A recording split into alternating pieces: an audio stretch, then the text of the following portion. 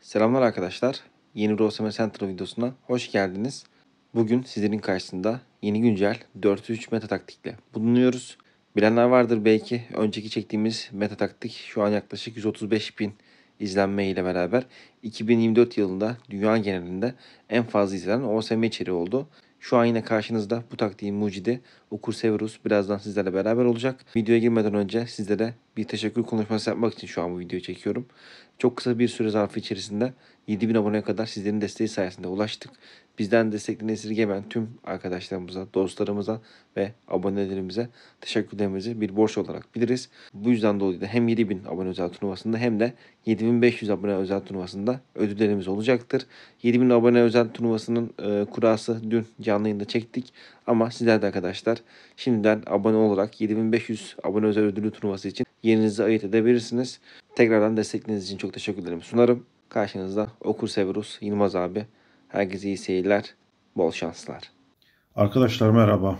Uzun sayılabilecek bir sürenin ardından yepyeni bir taktik videosuyla yeniden karşınızdayım. Aslında bu kadar aranın uzun sürmesinin sebebi, biliyorsunuz ben size anlattığım taktikleri etraflıca ve detaylıca denemeden anlatmıyorum. Bugün size anlatacağım taktiği uzun bir lig boyunca denedim ve şu an ekranda gördüğünüz gibi hem ligi hem kupayı kazanarak ve üstelik şöyle göstereyim, hiç puan kaybetmeden, yani 30 maçın 30'unu da kazanarak 90 puan ve 105 gol atarak şampiyon bitirdiğim, aynı zamanda kupayı aldığım bir sezonun ardından size bu taktiği anlatmak için karşınızdayım. Taktiğe geçmeden önce kadrolarla, takımlarla ilgili şöyle kısaca bir bilgi vereyim size. Bu lig full menajerlerle başlamıştı. Tabii şu an 11 menajer görüyorsunuz. 16 takımlı ligde, ama istifa edenler, yarıştan koptuğu için bırakanlar oldu.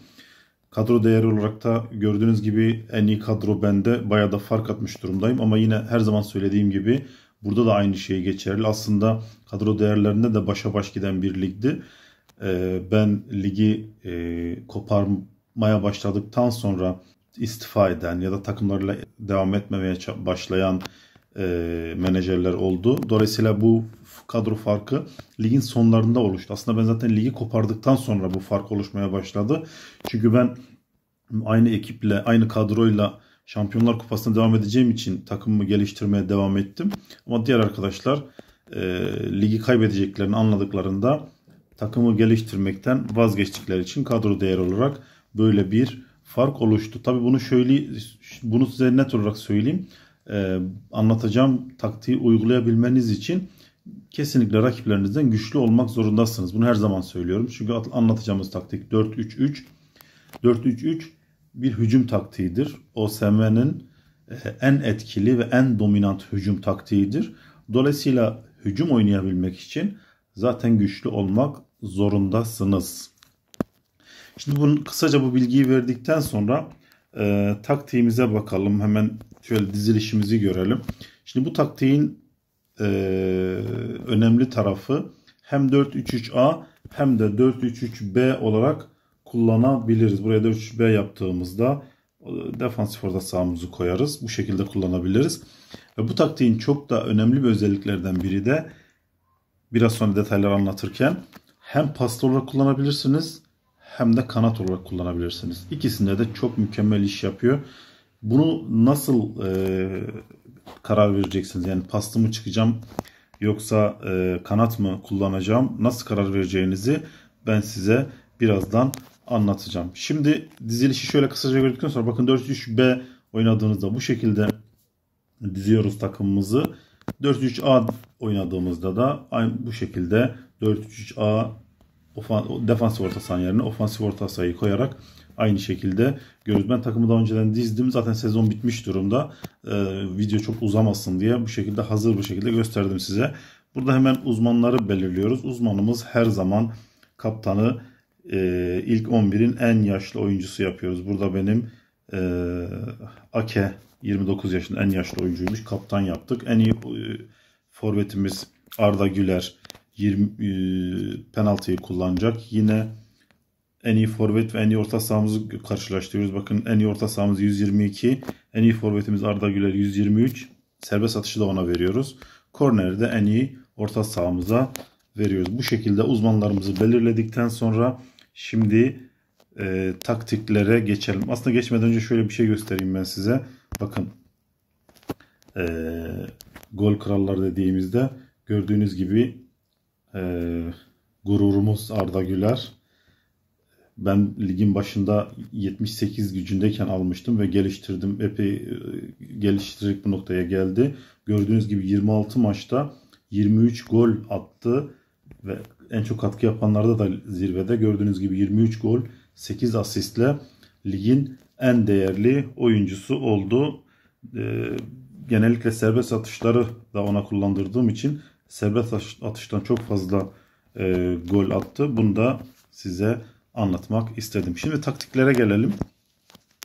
Bakın bu taktiği ister 4-3-3-A ister 4-3-3-B ister evinizde ister deplasmanda hiç fark etmez kullanabilirsiniz. Gerçek anlamda dominant bir taktik. Bakın şöyle hemen göstereyim ben size. Takvimine girelim şöyle bakın. Gördüğünüz gibi bütün maçları kazanmış. Hatta burada bakın bu Genk'le oynadığım maçta onun şampiyonluğa tutunabilmek için son şansıydı ve kampa girdi. Buna rağmen ben kampa girmedim. Aramızda çok büyük puan farkı da yoktu. Kampa girmedim ve kampa girdiği halde kendisini 3-1 yenerek yoluma devam ettim. Bakın hiç kaybeden bir şeydi ve doğru düz gol yemeyen bir taktik. Şurada kupa finalde ben kampa girdim. Aslında burada ben neden kampa girdim? Rakip gizli antrenman yapmıştı. Ben de kampa gireceğini düşünerek artık son maç diye riske girmek istemedim. Kampa girdim. Ama maç oynadıktan sonra gördüm ki rakip kampa girmemiş. Boşuna kampa girmiş oldum ama rakip gizli antrenman kullandığı için ben de riske girmemek için kampa girmiştim. Dolayısıyla gördüğünüz gibi hiçbir maçı kaybetmeden, hiç puan kaybetmeden kupa dahil bütün maçları kazanarak ligi domine eden bir taktikten bahsediyoruz. Taktiğimizi dediğim gibi hem paslı hem de kanat olarak kullanabilirsiniz. Şimdi kime karşı paslı, kime karşı kanat kullanacağınıza nasıl karar vereceksiniz? Ben nasıl davrandığımı, nasıl hareket ettiğimi anlatayım. Siz kendinize göre bunu geliştirebilirsiniz. Şimdi ben dediğim gibi zaten bu taktiği kullanmamın sebebi güçlü olmam. Ben rakipten her zaman güçlüyüm. Dolayısıyla ben hücum yapıyorum. Hücum yaptığım zaman da rakibi analiz yapıyorum. Baktığım zaman rakibin kanatları zayıfsa, yani kenar bekleri ve orta sahaya koyduğu kenar orta sahaları zayıfsa kanat kullanıyorum. Göbeği daha zayıfsa paslı kullanıyorum. Bu şekilde bütün maçlarda çok verim aldığımı çok açıkça söyleyebilirim. Yani siz de bu şekilde rakibinize bakarak hangi tarafta güçlüyseniz, kanatlarda güçlüyseniz kanat oyunu oynayabilirsiniz. Göbeklerde güçlüyseniz, yani ana omurgada güçlüyseniz paslı oyunu tercih edebilirsiniz. İkisi de bu taktikte verimli ve iş yapabiliyor. Mücadele ise ben her zaman bu taktikte kırmızı hakeme, kıpkırmızı hakeme normal, kırmızı hakeme asla normal üstüne çıkmıyorum. Sarı, turuncu ve mavi hakeme agresif, yeşil hakeme çok agresif yapıyorum. Rakibime ben risk almak istediğim zaman, mutlak kazanmam gereken maçlarda da mavi hakeme de çok agresif çıktığım oluyor ve kart görmeden tamamladım bu sezonu. Ama tabi o zaman çok fazla sarı kart görüyorsunuz ve cezalı oyuncu sayısı çok oluyor. Kadronuz geniş değilse cezalı oyunculardan dolayı sıkıntı yaşayabiliyorsunuz ileriki maçlarda. Ben kadromu geniş tuttuğum için böyle bir sıkıntı yaşamadım. Siz de bu şekilde yapabilirsiniz. Şimdi çizgi taktiklerini ise kendi evimde oynadığım zaman, bakın tekrar söylüyorum, güçlüyüm. Ben rakipten her zaman güçlüyüm. Bu taktiği kullandığımda rakipten güçlüyüm. Dolayısıyla öyle olduğunuzu varsayarak anlatıyorum. Kendi evimde oynadığım zaman forvetler sadece hücum, orta sahalar pozisyonunu koruyor, defanslar geride kalıyor. Deplasmanda oynadığım zaman ise ekstra bir defans katkısı sağlamak için orta sahaları defansa yardım yapıyorum. İçeride sabit, dışarıda orta sahalar defansa yardım. Bu şekilde kullanıyorum bunu. Şimdi baskı stil ve tempomuza gelelim. Baskımız rakibe yakın oynuyoruz. Ofansif bir taktik yapıyoruz. Dolayısıyla rakibi baskı altında tutmamız lazım. Baskımızı ben burada 71 olarak kullandım. Bu taktiğin en verimli iş yapmasını sağlayan noktası ise stil. Bakın bazı arkadaşlar mesela stili düşük tutup işte bekler ileri, orta saha, hücuma destek gibi çizgi taktikleriyle bunu yapıyorlar. Bence o çok daha riskli. Bu şekilde ben bunu kullandım. Herkes atağa 81 yaparak stili kullandım. Ve inanılmaz etkili ve rakibi inanılmaz baskı altına alan, boğan bir stil olduğunu gördüm. Ki gördüğünüz gibi doğru düz rakipler kaleme gelip bana gol dahi atamadılar. Kampa girdiği halde rakip bu taktiğimle, bu takımımla baş edemedi. Tempomuzu ise haliyle herkesi atağa gönderdiğimiz için, yani şimdi herkes atağa dediğimiz olay şu: top bizdeyken herkes atağa çıkıyor. Yoksa sürekli herkes ileride kalmıyor. Bunu aslında bazen anlatmakta zorluk yaşayabiliyoruz. Bazı arkadaşlar bunu anlamayabiliyor. Hani 81 yaptığınızda stili şöyle akıllarda şöyle canlanıyor. Takım sürekli ileride kalıyor gibi algılanıyor ve bu bir risk olarak görülüyor. Aslında öyle değil. Buradaki herkes atağa, yani stilimizi herkes atağa 81 yaptığımızda şunu demek istiyoruz: top bize geçtiğinde, biz topu kontrol ettiğimizde, yani top kontrolü bizde olduğunda herkes hücuma çıksın. Dolayısıyla topu kaptırdığında zaten tekrar takım geri gelecek, bundan emin olabilirsiniz. Burada da tabii tempoyu buna bağlı olarak topa hakim ol yapıyorum. Mantığım şu: herkesi atağa gönderdiğim için orada çok hızlı hareket edersem topu rakibe kaptırmak daha tehlikeli, daha olası. Dolayısıyla ileride herkes ataktayken topu rakibe kaptırdığımda rakibin bana karşı kontratağa çıkma riski çok daha yüksek oluyor. Dolayısıyla ne yapıyorum? Topa hakim olarak, topu ayağımda tutarak rakibin bana karşı kontratak yapmasına engel olmaya çalışıyorum. Tempomu da 51'de tutarak, topa hakim ol yaparak oynuyorum. Bakın tekrar söylüyorum. Baskımız rakibe yakın oyna 71, stilimiz herkes atağa 81, tempomuz ise topa hakim ol 51. Şimdi bu yeri gelmişken çok kısaca hemen şunu söyleyeyim. Bakın, baskı dediğimiz şey top rakipteyken oynadığımız oyundur. Bu oyunu anlamaya çalışırken şunu gerçekten dikkat etmemiz lazım. Baskı dediğimiz olay top rakipteyken sizin takımınızın verdiği reaksiyondur. Yani ben 71 diyerek orta sahanın biraz daha ilerisinde, rakip yarı sahanın ortalarında rakibi karşılıyorum takımıma. Stil ise top bize geçtiğinde, biz topa sahip olduğumuzda oynadığımız oyundur.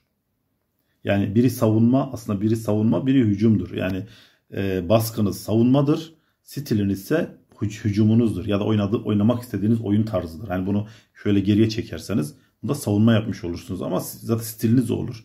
Ben dolayısıyla burada top benim ayağıma geldiğinde oyuncularıma diyorum ki hepiniz çıkın atağa. Rakibi ileride, top çünkü bende, boğun. Dolayısıyla buna bağlı olarak da topa hakim ol yaparak topu rakibe kaptırmamak için mücadele ediyorum. Markajımız ise her zaman alan markajı. Adam adama hiçbir zaman oynamıyoruz. Bazı taktiklerde denenebilir ama genellikle alan markajı oynuyorum.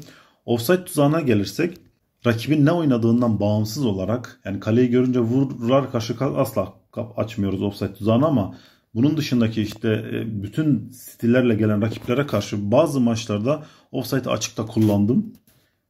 Gayet de güzel iş yaptığını gördüm ama genel olarak yaptığım şey şu: kontratak ve uzun topla gelen rakiplere karşı offside'ı açıyorum. Onun dışındaki herkese offside'ı kapalı olarak kullanıyorum. Siz de bunlara dikkat ederek, anlattığım bu şeylere dikkat ederek bu taktiği bu şekilde kullanabilirsiniz. Ve emin olun, bakın şu an ekranda gördüğünüz gibi oynadığım bütün maçlarda, sadece 30 lig maçı ve bununla beraber kupa maçlarıyla beraber kupayı da alarak bütün maçlarda rakipleri sahadan adeta silerek kazandığım, domine ettiğim bir taktik ve bunu sizinle paylaşmak istedim. Bakın, kapatmadan önce şimdi yeni başlayan VIP liginde ilk oynanan maç, daha ilk maç. Bakın şöyle sonuçlardan göstereyim ben size. Yine bu taktikle çıktım. Daha ilk maç rakip hemen kamp bastı, Inter Milan. Ben Manchester City'yim. Evet, ondan biraz güçlüydüm ama Daha ligin ilk maçı adam tuttu kamp bastı. Ben de kamp basmadım. Bakın istatistikleri göstereyim ben size. Yani kamp basan rakibin bana karşı aldığı istatistik var. 60'a 40 ben topla oynamışım. 12'ye 5 şut denememiz var. Ama tabii rakip kampa bastığı için muhtemelen oyun ona buradan bonus olarak 1 puan verdi. Ama eminim ki bu ligde de bu taktiği denemeye devam edeceğim. Kullanmaya devam edeceğim. Eminim ki ilerleyen süreçte takım daha da geliştikçe artık diğer rakipler bana karşı kampa dahi girseler benim kazanmaya devam edeceğimi biliyorum bu taktikle. Dolayısıyla sizin de söylediğim hususlara dikkat ederek, takımınızın güçlü olmasına dikkat ederek bu taktiği istediğiniz şekilde her rakibe karşı, bakın rakip ne ile gelirse gelsin hiç önemli değil. Yeter ki rakip analizinizi iyi yapın. Nasıl çıkacağınıza karar verin. Yani kanat mı çıkayım, paslı mı çıkayım? Buna dikkat edin.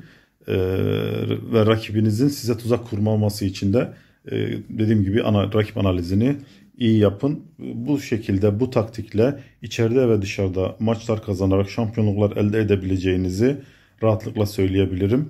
Son sözümü bitirmeden önce şunu da söyleyerek bitireyim sözümü daha doğrusu. Eğer kanalımıza abone değilseniz abone olun.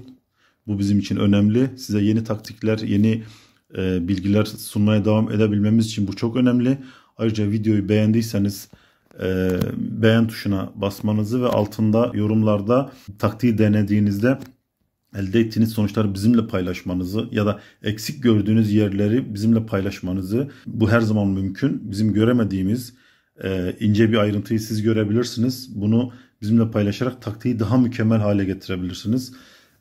Dolayısıyla bu yorumlarınızda beklediğimizi belirterek hepinize iyi eğlenceler diliyorum. Hoşça kalın.